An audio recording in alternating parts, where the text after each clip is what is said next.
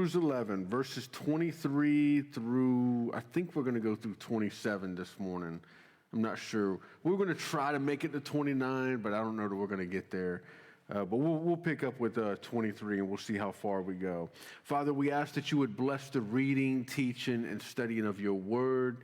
And we ask, Lord, that you would do a good work among us. Let your spirit continue to fall upon us, just like in worship. Lord, worship was so amazing this morning. And I just believe our worship team has led us right into your presence where we're now ready to receive your word. So do that now, Lord. Fill us with your spirit. Help us to understand your word. Help me, Lord, to be able to teach it in a way that is clear and concise and that people can understand it, Lord. So do that work, Father. I pray in Jesus' name, amen. Well, listen, when I was in Bible college, I took a class on preaching and teaching. And my mentor, his name is David Guzik. He's one of the most respected Calvary Chapel pastors in the movement, and he took me under his wing, and he taught me about preaching and teaching. And I don't say all that to say that I'm some great preacher or teacher. I bring that up to simply say this. I've been through some teachings through some respected people on how to preach and how to teach. And one of the things that they told me was that do not start a sermon the way I'm going to start it this morning.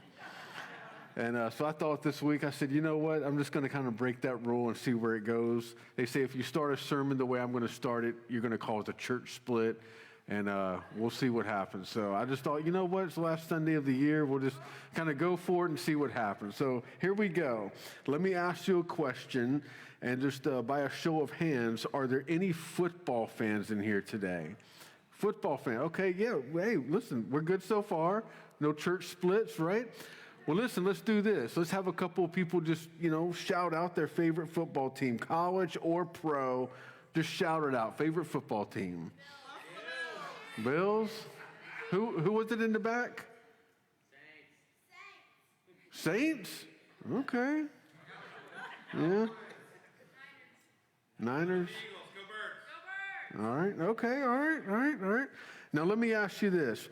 How do other people know who your favorite football team is? Well, let me tell you.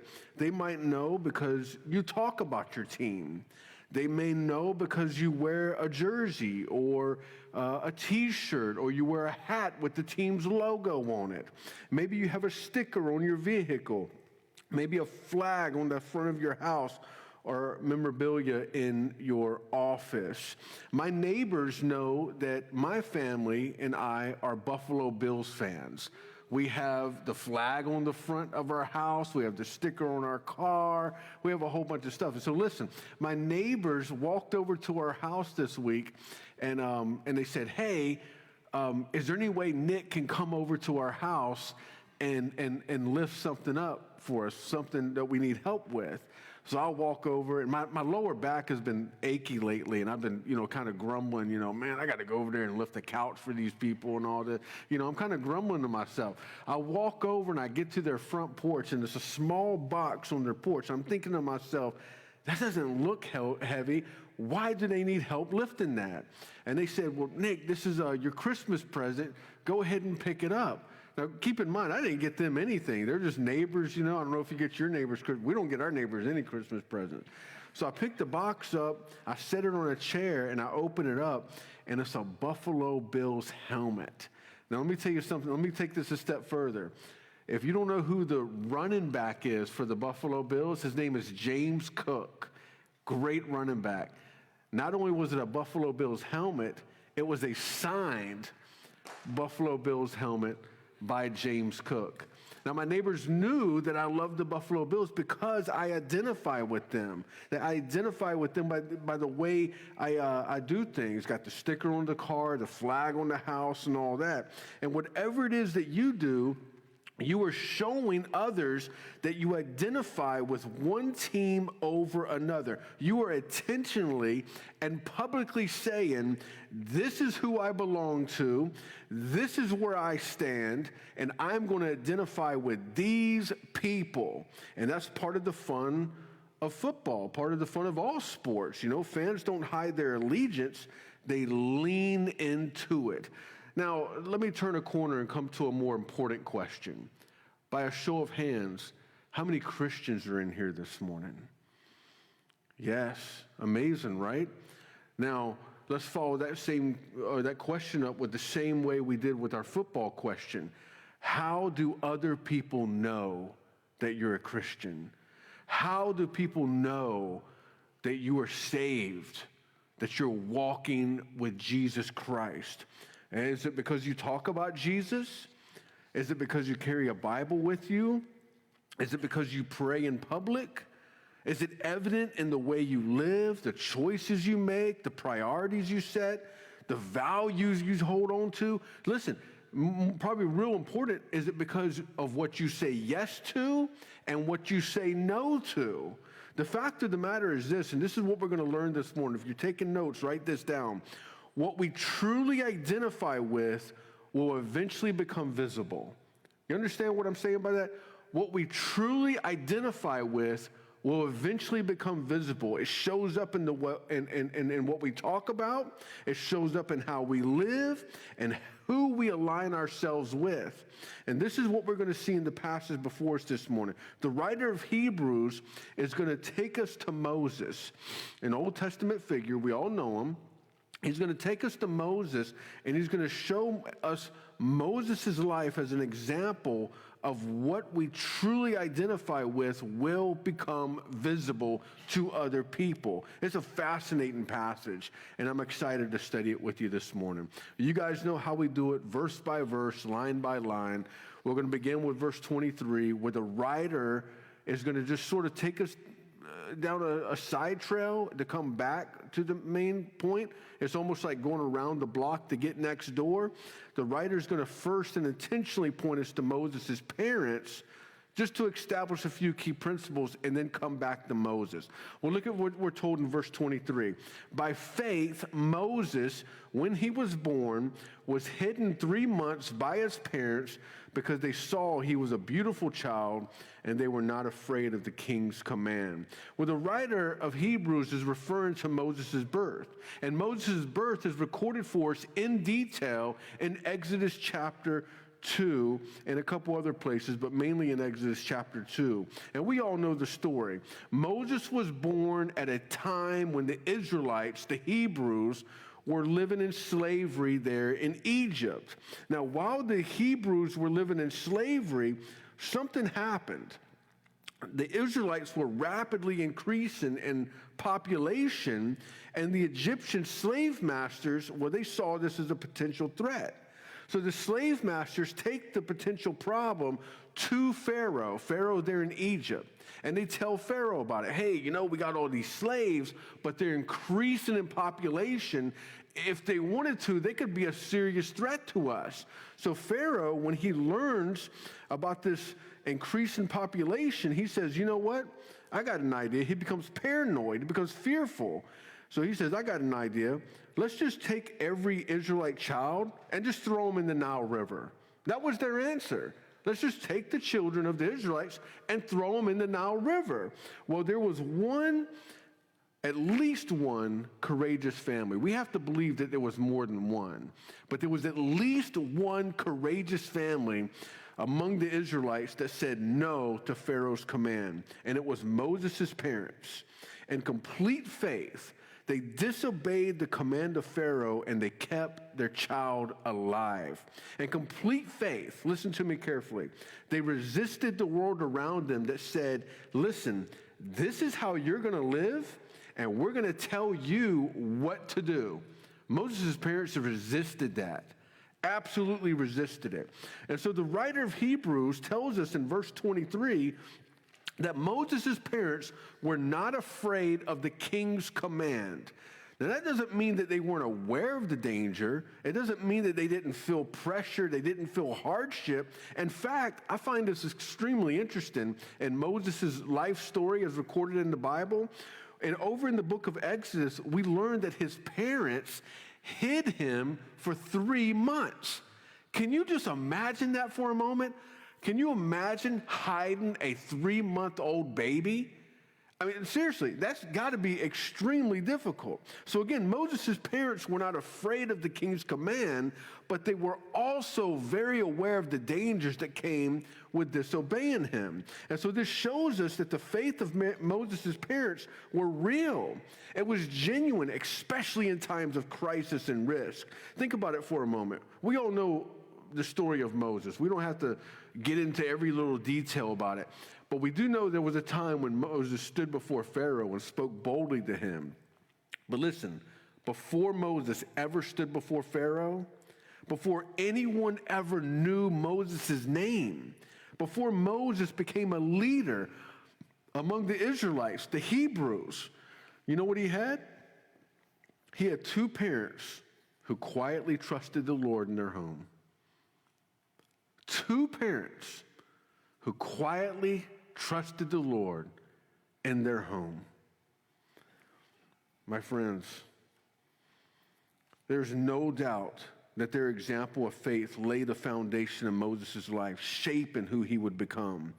So parents, I wanted to insert that this morning. We want to focus more on Moses in this passage, but I didn't want to skip over verse 23 because we have a lot of parents in this room, and I just wanted to encourage you with that. Parents, be encouraged. God sees your quiet obedience. He sees your ongoing faith. He honors your faithfulness in the small, unseen moments, and he's using your example in ways that you may never fully realize. You are laying a foundation in your children's lives. Parents, be encouraged by that. You may not see immediate results right now, but your faith lived out in the home, it can lay a foundation that God will use in your children's life in a very powerful way. So be encouraged, parents. Now look at what we're told next, verses 24 through 26. By faith, Moses, when he became of age, refused to be called the son of Pharaoh's daughter, choosing rather to suffer affliction with the people of God than to enjoy the passing pleasures of sin, esteeming the reproach of Christ greater riches than the treasures in Egypt, for he looked to the reward. Now keep in mind, verse 23, the writer showed us the faith of Moses' parents. And now when we come to verses 24 through 26, the writer moves over to Moses and shows us Moses' faith. And get this, the first example that the writer of Hebrew uses to describe the faith of Moses is to recognize his identity, to recognize that Moses had to come to a place where he had to figure out who I am and who I am not. That's the first example of faith that we're given of Moses. And you know the story. Remember, Moses' parents hid him for 3 months. And after 3 months, they realized, hey, this is getting difficult. We cannot continue to hide a 3-month-old baby. We just can't do it. It's extremely difficult. So they came up with a brilliant plan. I believe that they were being led by the Lord. The mother of Moses made a floating basket. She placed baby Moses in it, and then she carefully situated it among the reeds by the river. And they did this in faith, trusting that God was going to do something amazing.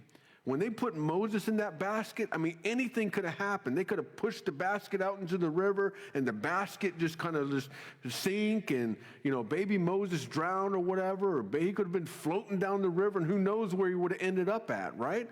They did this in complete faith, trusting that God was going to do something amazing. And wouldn't you know it, the basket situated there in the reeds along the river, and the one person who finds the basket is Pharaoh's own daughter.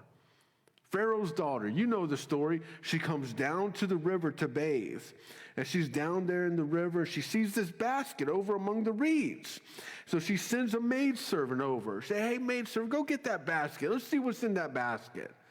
So they go and get the basket. And get this, in Exodus chapter 2, after they get the basket and Pharaoh's daughter looks in the basket and sees this baby, Exodus chapter 2 tells us this, that when she saw the baby, she had compassion on him and she adopted him as her own son. Absolutely amazing. But here's the incredible part.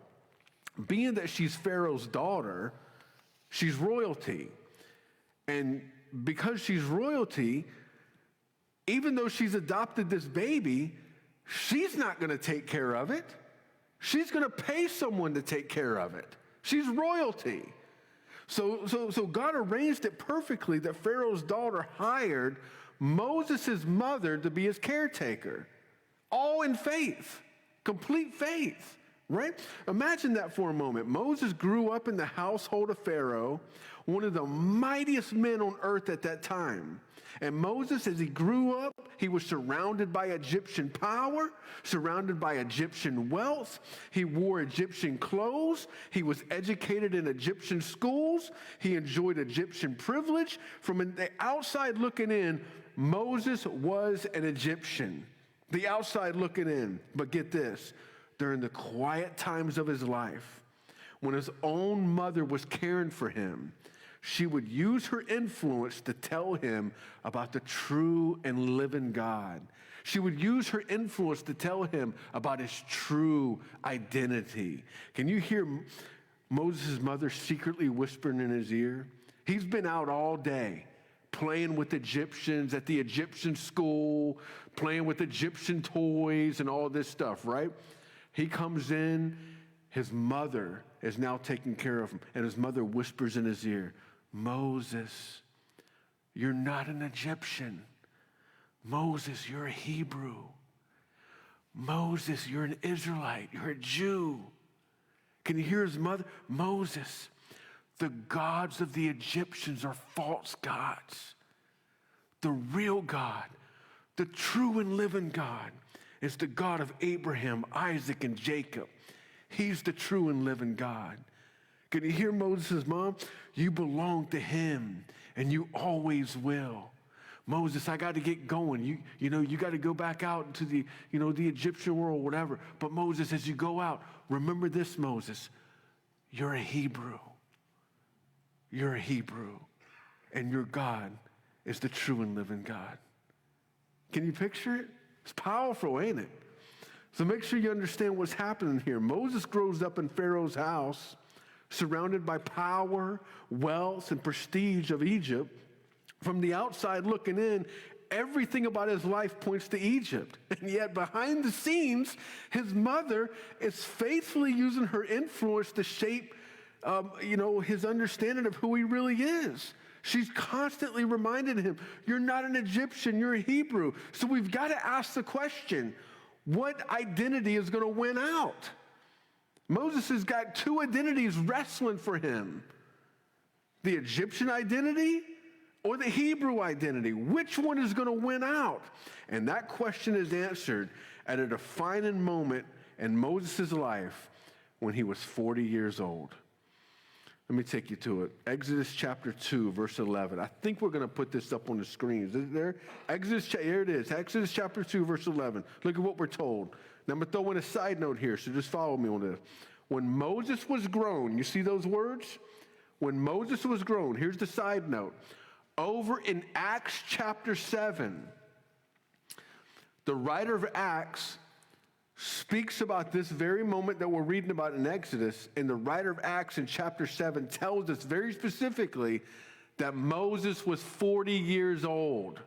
So when you read this in Exodus chapter 2, you can read it this way. When Moses was grown, when Moses was 40 years old, you can go fact check, it's Acts chapter 7, he went out to his brethren and looked at their burdens. Stop right there.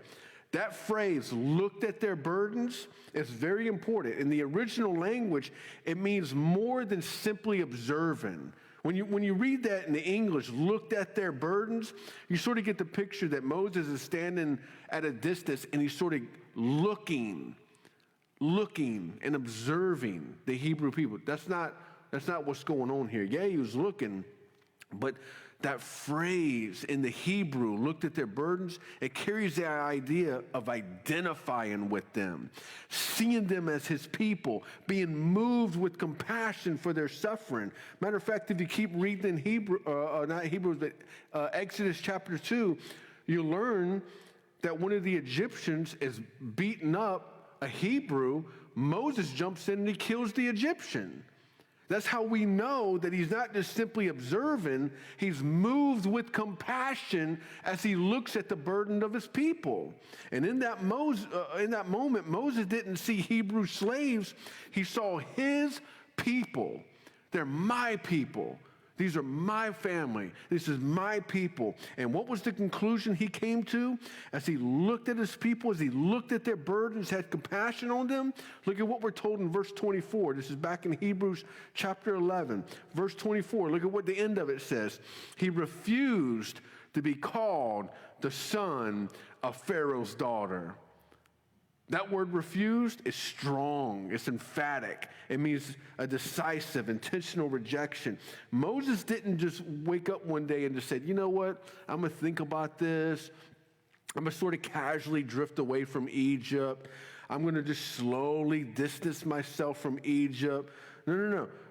Moses, you know what? I'm just going to identify with both identities for a while. I'm going to be Egypt over here, and I'm going to be Hebrew over here. That's not what Moses did. No. By faith, Moses said, nope. I mean, it was in an instant. Nope, my decision is made. No, I'm saying no to everything Egypt offers. I'm saying no to the identity that Egypt is molding me into. I do not want that identity. I am a Hebrew. And that refusal led to a choice. Look at what we're told in verse 25. Choosing rather to suffer affliction with the people of God than to enjoy the passing pleasures of sin. It's important to note, Moses didn't just say no to Egypt.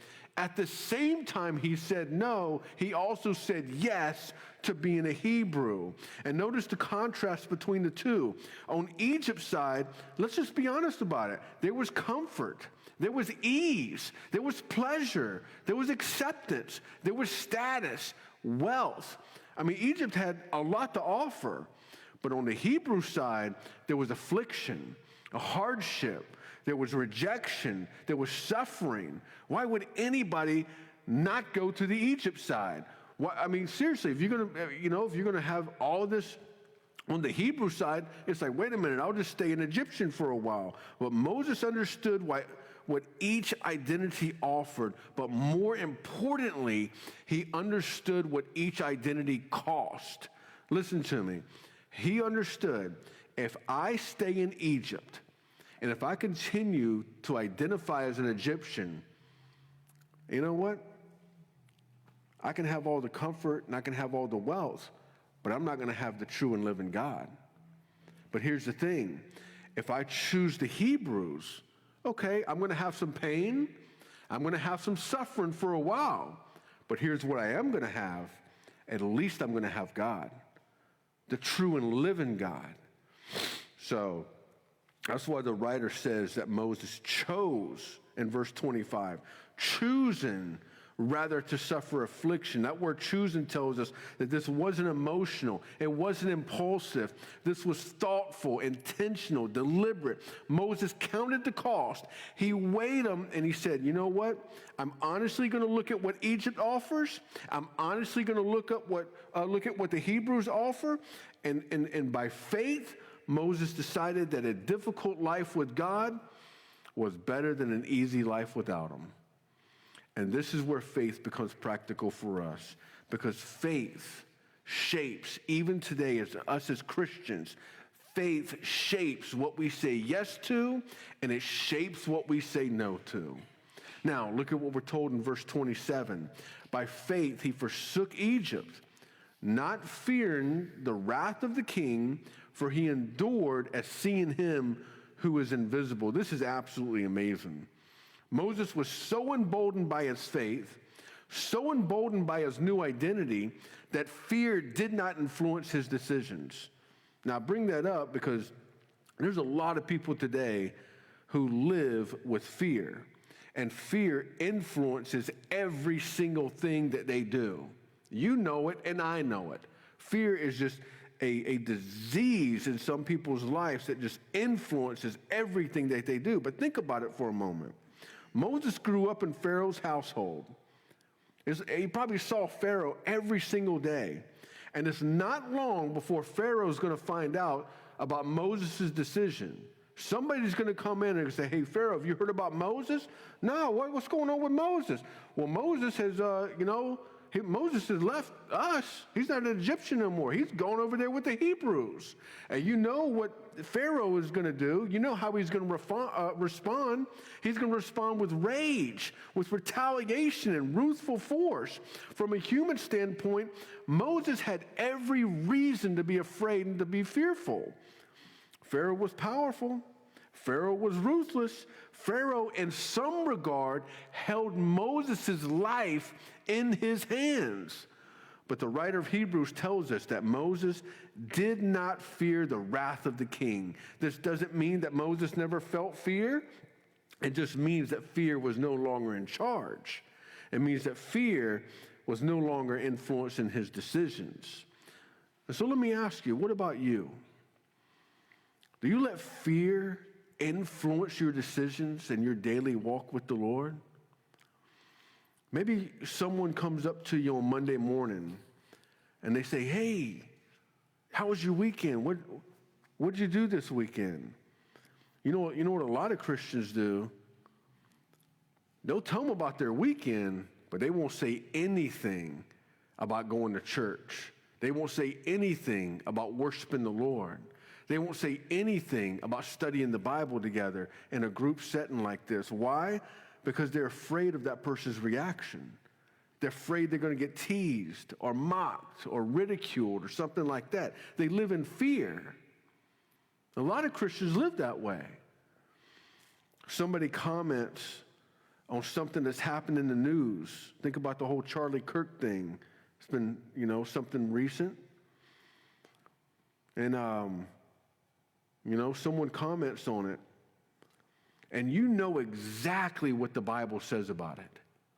You know what the Bible says about it. But some Christians, they'll say, you know what? I'm just going to cower away in fear. I'm not going to speak out on this. And when I say speak out on it, I don't mean be rude. I don't mean start yelling at people. Just nicely and gently to say, hey, listen, you guys brought this up. I got something to say about it. I got something I want to contribute. Let me tell you what the Bible says about this. But some Christians cower away in fear because they're scared of the reaction of what other people are going to say and do. How about this? When an unsaved family member is going through a tough time, you know what a lot of Christians say? A lot of Christians say this: they need Jesus, right? Well, we all agree with that.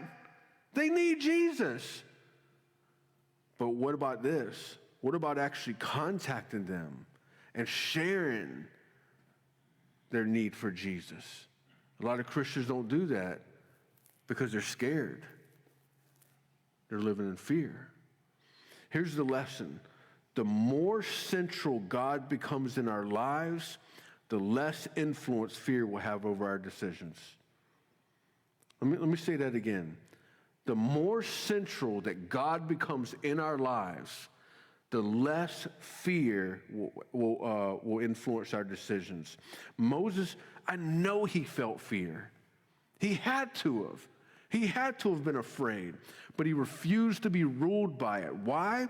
Because verse 27 tells us he endured as seeing him who was invisible. That's just a fancy way of saying that Moses fixed his eyes on God instead of Pharaoh. He lived with an awareness of a higher authority. Moses sat down and he said, Pharaoh has a lot of authority. He has authority over my life. But you know who has more authority? God. You know who has more authority over my life? God. And I'm going to live with that awareness. And when you fear God more than you fear people, when you live with an awareness of God's presence, when you live with an awareness of God's promises and his power, you'll find the courage to obey him. You'll find the courage to obey him even when it's uncomfortable, unpopular, and costly. Now, as we come to the end of our time together, and you can keep reading there in Hebrews chapter 11. It goes on to talk about the Passover and the encounter at the Red Sea and all that. I think it's verses 28 and 29. It's fabulous stuff. And it just continues to talk about Moses' faith. It's good stuff. But I'll let you read that on your own. But let's consider for a moment what we should take away from this passage. And you guys know how I like to end our studies. I always try to answer the question in my own personal sermon prep time as I'm writing out my sermons and studying and all, and I'm bringing a sermon to a conclusion. I always ask this question: how do we take this passage and apply it to our life Monday morning? And that's sort of how I wrap up my messages. So what do we take away from this passage? Listen, the overarching lesson from this passage is this: who you belong to will determine how you live. Who you belong to will determine how you live. For Moses, he came to believe in faith that he belonged to the Lord, and that his identity was in the Lord, and it shaped how he lived.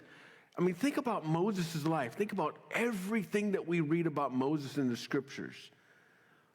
What if Moses woke up one day and said, you know what? I prefer the comfort and the wealth and the prestige over the Hebrews. And let's say he just said, you know what? I'm not going to do this whole Hebrew thing.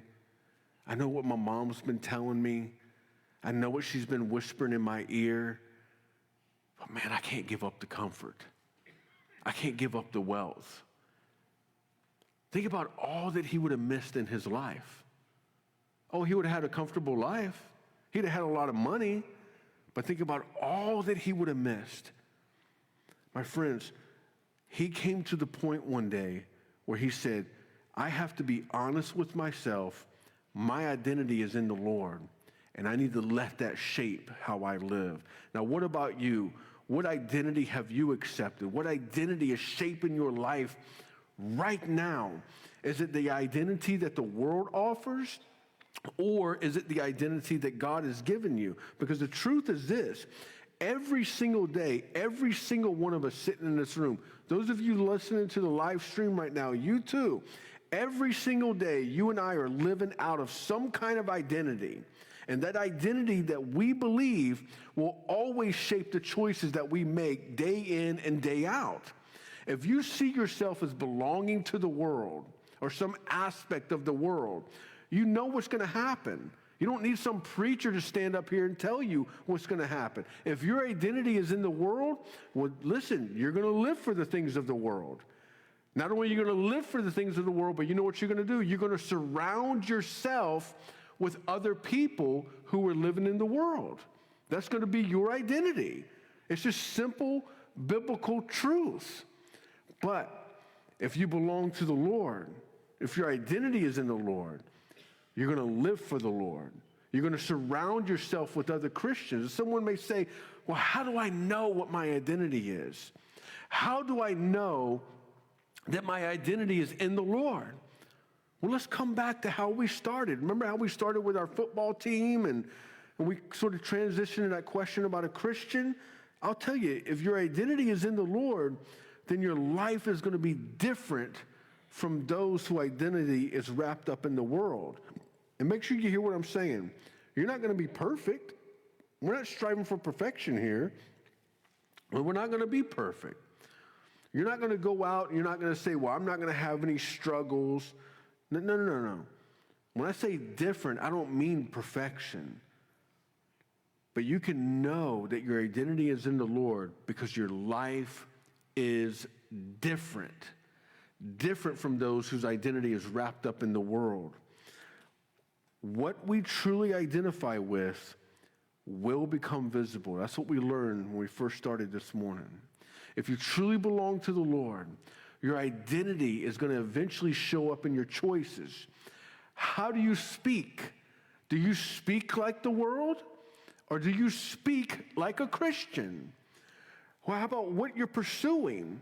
Your goals, your aims, and all that. What are you pursuing?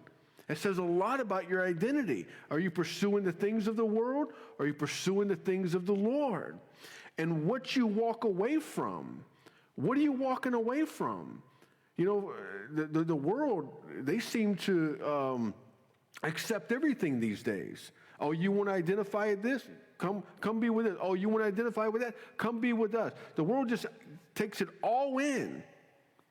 But the Christian, the one who identifies with the Lord, their identity, they can say, I'm walking away from that. I'm walking away from that. So my friends, does your life look different in how you step forward when God calls you to move in faith? When he tells you to move, are you moving forward in faith and doing the things that he wants you to do? So this week, I want to encourage you with this as we end our time together. This week, when you're faced with the decision, we're all going to be faced with decisions this week. Big, small, it doesn't matter. Ask yourself this question. You got your decision in front of you. What am I going to do? Ask yourself this question. Who do I belong to? What is my identity? And then from there, once you answer that question, my identity is, and once you answer that question, let it determine the decision that you're going to make. Is that fair?